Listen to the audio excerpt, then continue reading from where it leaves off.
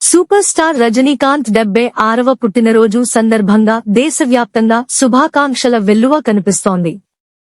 బెంగళూరులో బస్ కండక్టర్గా పనిచేసిన శివాజీరావు గైక్వాడ్ నటనపై ఉన్న ప్యాషన్తో సినీరంగ ప్రవేశం చేసి సినీ పరిశ్రమలో అజేయమైన స్థానం సంపాదించారు.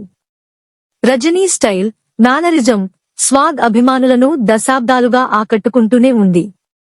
ఈ సందర్భంగా ఆయన ఐకానిక్ చిత్రం పడయప్ప 4కే రీరిలీజ్ అవుతుంది.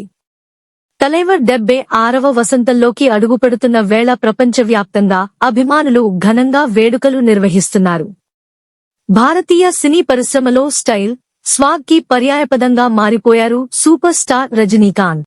హీరో అంటే 6 అడుగుల ఎత్తు, కండలు తిరిగిన శరీరం, మంచి రంగు ఉండాల్సిన అవసరం లేదని నిరూపిస్తూ స్టైల్, స్వాగ్, ఆరా, అటిట్యూడ్ తోనే వెండితెరపై అద్భుతాలు సృష్టించి స్టార్ హీరోగా ఎదిగారాయన. రజనీ వెండితెరపై నడుచుకుంటూ వచ్చే శబ్దానికే థియేటర్లు కదిలిపోతాయి.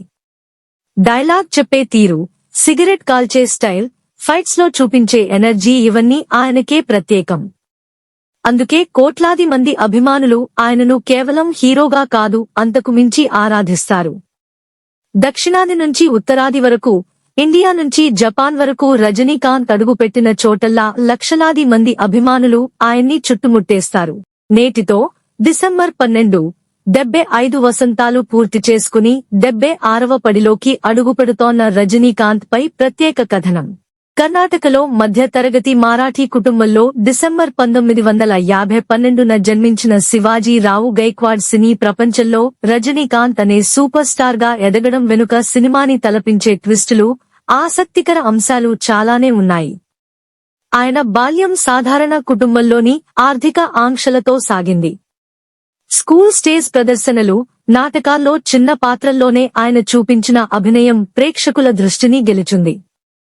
చదువు పూర్తి చేసి ఆర్థిక బాధ్యతలతో బెంగళూరు రవాణా విభాగంలో బస్ కండక్టర్గా ఉద్యోగం మొదలుపెట్టిన ఆయన టికెట్ అందించే స్టైల్, అటిట్యూడ్ తో అందరినీ ఆకట్టుకునేవారు. దీంతో సినిమాల్లో ప్రయత్నించొచ్చు కదా అని చాలా మంది సలహా ఇచ్చేవారు. నటన పట్ల ఆసక్తితో రజనీ చెన్నైకు వెళ్లి ఫిల్మ్ ఇన్స్టిట్యూట్ లో శిక్షణ పొందారు. అక్కడే ఆయనలోని కళను గుర్తించిన ప్రసిద్ధ దర్శకుడు కె. బాలచందర్ నువ్వు ఖచ్చితంగా స్టార్ హీరో అవుతావని ఆశీర్వదించారు. 1975లో అపూర్వ రాగంగల్ చిత్రంతో రజనీ సినీ ప్రయాణం మొదలైంది. చిన్న పాత్రే అయినా ఆయన చూపించిన స్టైల్, ఎనర్జెటిక్ యాక్టింగ్ అందరినీ ఆకట్టుకుంది. దీంతో ఆయనకు వరుస అవకాశాలు చుట్టుముట్టాయి. కెరీర్ తొలినాళ్లలో రజనీకాంత్ నెగటివ్ పాత్రలు, గంభీరమైన పాత్రలతో అనుభవం సంపాదించారు. 1978లో ఆయన 20కి పైగా చిత్రాల్లో కనిపించి తన ప్రతిభను నిరూపించుకున్నారు. అదే ఏడాది వచ్చిన భైరవిలో తొలిసారిగా హీరోగా నటించడం రజనీ కెరీర్లో టర్నింగ్ పాయింట్. ఈ చిత్రం విడుదలైన తర్వాత ప్రేక్షకులు ఆయన్ని సూపర్ స్టార్ గా పిలవడం మొదలుపెట్టారు. రజనీకాంత్ స్టైల్ గురించి ఎంత వర్ణించినా తక్కువే. సిగరెట్ తిప్పే పద్ధతి, వాక్, హ్యాండ్ మూవ్మెంట్స్, టైమింగ్ లోని పెర్ఫెక్షన్, డైలాగ్ డెలివరీ ఇవన్నీ ఆయన తప్ప వేరొకరు చేయలేరు అన్నట్లుగా ఉంటాయి. చాలా మంది హీరోలు సైతం రజనీ స్టైల్ ని ఫాలో అవుతారంటేనే ఆయన క్రేజ్ ఏ రేంజ్ లో ఉంటుందో అర్థం చేసుకోవచ్చు. రజనీకాంత్ కెరీర్లో ఎన్నో చిత్రాలున్నా భాష ఆయన్ని శిఖరాగ్రం మీద నిలబెట్టిన చిత్రంగా చరిత్రలో నిలిచిపోయింది. ఆ తర్వాత ముత్తు, నరసింహ, రోబో చిత్రాలు ఆయన స్థాయిని మరింత పెంచడంతో సాయపడ్డాయి. ముత్తు చిత్రంతో జపాన్లోనూ ఆయనకు సెపరేట్ ఫ్యాన్ బేస్ క్రియేట్ అయింది. ఓ ఇండియన్ హీరోకి జపాన్ దేశంలో ఇంత స్థాయిలో ఫ్యాన్స్ ఉండటం నిజంగా విశేషమనే చెప్పుకోవాలి. 70 ఏళ్ల వయసు దాటిన తర్వాత కూడా తనలో సత్తా ఇంకా తగ్గలేదని జైలర్ చిత్రంలో నిరూపించారు రజనీకాంత్. నెల్సన్ దిలీప్ కుమార్ దర్శకత్వంలో వచ్చిన ఆ చిత్రం ఏకంగా 600 కోట్లకు పైగా కలెక్షన్లతో బాక్సాఫీస్ దుమ్ము దులిపేసింది. ఈ ఏడాదితో 50 వసంతాల సినీ కెరీర్ పూర్తి చేసుకున్న రజనీకాంత్ కూలీ చిత్రం ద్వారా ప్రేక్షకుల్ని పలకరించారు. డివైడ్ టాక్ వచ్చిన రజనీ మేనియాలో ఆ మూవీ 500 కోట్లకు పైగా కలెక్షన్లు సాధించడం విశేషం.